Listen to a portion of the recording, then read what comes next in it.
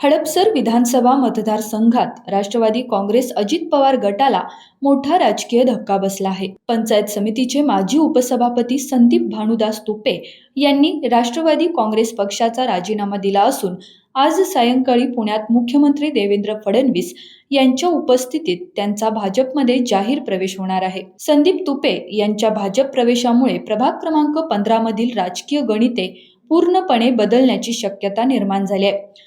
राष्ट्रवादी काँग्रेसचे हडपसरचे आमदार चेतन तुपे यांचे खंदे समर्थक म्हणून ओळख असलेले संदीप तुपे प्रभाग 15 मधून ओबीसी पुरुष प्रवर्गातून निवडणुकीसाठी इच्छुक होते।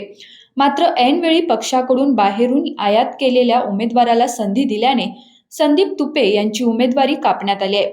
या निर्णयामुळे त्यांच्या कार्यकर्त्यांमध्ये तीव्र नाराजी पसरली आहे। उमेदवारी अर्ज माघारी घेत असतानाच संदीप तुपे यांनी राष्ट्रवादी काँग्रेसचा राजीनामा देत कार्यकर्त्यांची बैठक घेत भाजपमध्ये प्रवेश करण्याचा निर्णय घेतलाय।